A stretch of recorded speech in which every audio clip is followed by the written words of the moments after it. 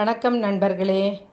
உங்களுக்கு இந்த எண்ணப்பறவை சிறகெடுத்து சேனல் எவ்வளவு தூரம் பிடித்திருக்கிறது என்று எனக்கு தெரியவில்லை. ஆனால் நான் தொடர்ந்து பதிவுகளை கொடுத்து கொண்டிருக்கிறேன். நீங்கள் இதில் காணும் விஷயங்களை கமெண்ட் செய்யலாம். இதுவரை சப்ஸ்கிரைப் செய்யாதவர்கள் தயவுசெய்து சப்ஸ்கிரைப் செய்து ஆதரவு கொடுக்குமாறு கேட்டுக்கொள்கிறேன். உங்களுடைய நண்பர்களிடமும் உறவுகளிடமும் இந்த சேனலை பகிர்ந்து மகிழுங்கள். அப்போது நான் 5வது வகுப்பில் படித்து கொண்டிருந்தேன். ஸ்கூலில் இது ஸ்போர்ட்ஸ் டே வரப்போகிறது அப்படின்னு சொல்லிட்டு என்ன பண்ணாங்க, எல்லோரும் ஒவ்வொருத்தர் இந்த 50 மீட்டர்ஸ் ரன்னிங், 100 மீட்டர்ஸ் ரன்னிங்கு, அப்புறம் ஜாவ்லின் த்ரோ இதெல்லாம் அப்போ உண்டு இல்லையா, அதெல்லாம் ப்ராக்டிஸ் பண்ணணும் அப்படின்னு சொன்னாங்க. நமக்கு ரன்னிங் பரவாயில்ல, ரன்னிங் ஓடிடுவேன், அது ஒரு பிரச்சனை இல்லை. ஜாவ்லின் த்ரோலாம் வராது, அதெல்லாம் தூக்கி போடுறது, நான் பெரிய ஹைட்டு கிடையாது, அதனால் அது தூக்கி போடுறதெல்லாம் என்னால் முடியாது, அது வெயிட் வேறு, அதனால் அந்த வம்புக்கெல்லாம் நான் போகல. சரி, அப்புறம் லெமன் அண்ட் ஸ்பூனு எல்லாருமே சேர்ந்துப்போம் வழக்கமாக, தெரியும்ல உங்களுக்கும் அந்த மாதிரி. அப்புறம் சாக் ரேஸ்னு ஒன்று வச்சாங்க. இந்த சாக் ரேஸில் என்னன்னாக்க, ஒரு கோணிக்குள்ளே நம்ம காலை விட்டுண்டு அப்படியே அது நல்லா இடுப்பு வரைக்கும் நல்லா கட்டிட்டு 2 கையில் பிடிச்சிண்டு அதை வச்சுட்டு நடந்து நோண்டி போயிட்டு ஒரு குறிப்பிட்ட தூரத்தை கடக்கணும். யார் ஃபஸ்ட்டு கடக்கிறாங்களோ அவங்களுக்கு ஃபஸ்ட்டு ப்ரைஸ். இது நிறைய பேர் நம்ம சின்ன வயசில் சாக் ரேஸ் விளையாடிப்போம். இப்போல்லாம் அது இருக்கான்னு கூட எனக்கு தெரியல. அப்போது அது இருந்தது. சரின்னு சொல்லிவிட்டு இதுக்கு ப்ராக்டிஸ் பண்ணணும். கண்டிப்பாக ப்ராக்டிஸ் இல்லாமல் அது முடியாது. கொஞ்சம் ஒரு காலை இந்த கோணிக்குள்ளே விட்டுண்டு கால் தரையில் பாவாமல் அப்படியே நோண்டி போகிறது, அது ஒரு தனி ஸ்கில்லு தான். சரின்னு சொல்லிவிட்டு நான் ஒரு அம்மாக்கிட்ட ஒரு அரிசி கோணி இருந்தது வீட்டில், எங்கேயோ மேலே பரனில்.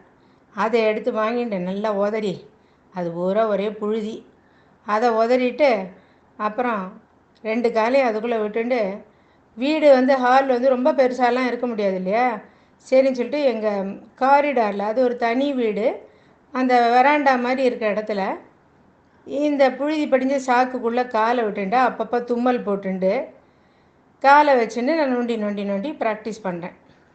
கிட்டத்தட்ட ஒரு வாரமாக ப்ராக்டிஸ் பண்ணேன். அதுக்கு பண்ணிகிட்டே இருந்தேன். எனக்கு பரவாயில்ல, சுமாராக வந்துடுது. சரி, ஒரு கான்ஃபிடென்ஸ். இப்போ சரி, ஸ்கூலில் போய் இந்த இதில் காம்படிஷனில் நம்ம பார்ட்டிசிபேட் பண்ண முடியும் அப்படின்னு சொல்லிட்டு சரின்னு இதுக்கு பேர் கொடுத்தாச்சு, சாக் ரேஸுக்கு பேர் கொடுத்தாச்சு. அந்த ஸ்போர்ட்ஸ் டேக்கு முதலே இது பண்ணிவிடுவான். ஸ்போர்ட்ஸ் டேக்கு முன்னாடியே அது பண்ணிவிட்டு, ஸ்போர்ட்ஸ் டே அன்றைக்கி சில ஸ்போர்ட்ஸ் மட்டும்தான் வச்சுட்டு மற்ற எல்லாம் ப்ரைஸ் டிஸ்ட்ரிபியூஷன் தான், அந்த மாதிரி தான் இருக்கும். நான் பொதுவாகவே ஸ்போர்ட்ஸில் பெருசாக அக்கறை எதுவும் கிடையாது. 2-3 சின்ன 50 metre running, 100 metre running, sack race, lemon and spoon இப்படி தான் சேர்ந்துப்பேன். பெரிய இதெல்லாம் சேர்ந்துக்க மாட்டேன். ஸோ இதெல்லாம் 50 மீட்டர் ரன்னிங் முடிஞ்சுது, 100 மீட்டர் ரன்னிங் முடிஞ்சுது, அதெல்லாம் பரவாயில்ல. ஏதோ செகண்ட் ப்ரைஸு, தேர்ட் ப்ரைஸு, ஒன்றுத்தில் ப்ரைஸ் இல்லை, அந்த மாதிரி. சரி, பரவாயில்ல. சாக் ரேஸில் எப்படியாவது நம்ம ஃபஸ்ட் ஆர் செகண்ட் ப்ரைஸ் வாங்கிடணும் அப்படின்னு ஒரு உறுதியோட சரின்னு சொல்லிட்டு சாக் ரேஸ் ஆரம்பிச்சிது. அந்த கோணி காலை விட்டுண்டு போக ஆரம்பித்தேன். அது மணல், பூரா மணல் கிரவுண்டு. அதில் போக போக என்னாச்சு, கால் சரியாக பாதம் சரியாக பாவலை, தரையில் சரியாக பாவலைங்கிறதுனால நமக்கு பேலன்ஸ் இருக்காது. அது ரொம்ப நேக்காக பண்ணணும். மற்ற குழந்தையெல்லாம் அழகாக என்னமோ பண்ணிட்டு காலை அப்படியே நோண்டி போச்சு. நான் போயிட்டே இருந்தேன். திடீர்னு அப்படியே தாறுமாறாக விழுந்துட்டேன் கீழே. அவ்வளோதான், விழுந்தது. என்னால் எழுந்திருக்க முடியல. அப்புறம் ஒரு டீச்சர் என்னை பிடிச்சி எழுப்பி அந்த இதுக்கு வராண்டாக்கு கூட்டின்னு போய் என்னம்மா ஆச்சு அப்படின்ட்டு காலை பார்த்தா அதுக்குள்ளே சாக்ரேஸ் முடிஞ்சு போயிடுது. யாரோ ப்ரைஸ் வாங்கியாச்சு. எனக்கு அவ்வளோதான், நான் வெளியே வந்துட்டேன், சாக்ரேஸில் இல்லை. அதுவே எனக்கு அழுகையாக ஒரே வருத்தமாக போச்சு.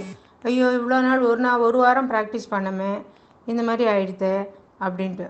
அப்புறம் கோணிலேருந்து கால் எடுத்து பார்த்தா கால் ரெண்டும், அது வலது கால் அப்படியே புசுன்னு பெருசாக வீங்கியிருக்கு. அதுக்குள்ளேயே வீங்கிட்டு நல்லா ரத்தக்கட்டு மாதிரி ஷேப்பாக ஒரு ஷேப்பு கருப்பு ஒரு கருநீளமாக தெரிஞ்சுது. ரொம்ப பயந்து போயிட்டேன் நான்.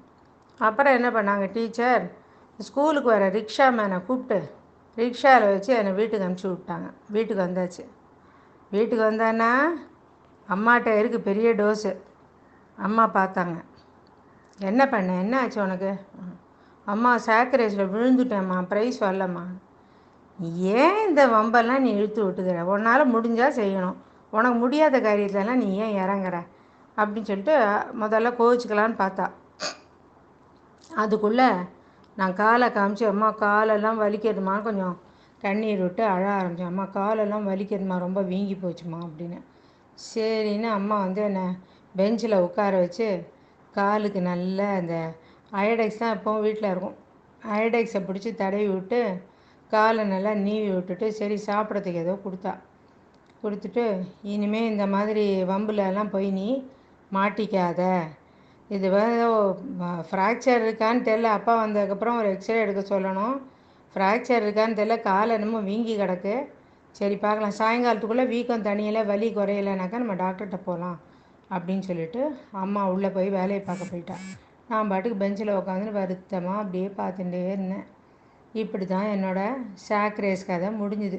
அதுக்கப்புறம் நான் ஏன் ஸ்போர்ட்ஸ் டேக்கு போகிறேன், ஏன் சாக் ரேஸில் சேர்றேன், அவ்வளோதான்.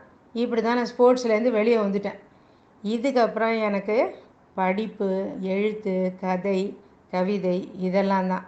நான் வந்து பெரிய ஸ்போர்ட்ஸ்லலாம் அதுக்கப்புறம் சேர்ந்துக்கிறது இல்லை, பயம். எப்படி இருக்குது நண்பர்களே? இதே மாதிரி அனுபவம் உங்களுக்கும் நடந்திருக்கும் இல்லையா? Okay friends, bye friends.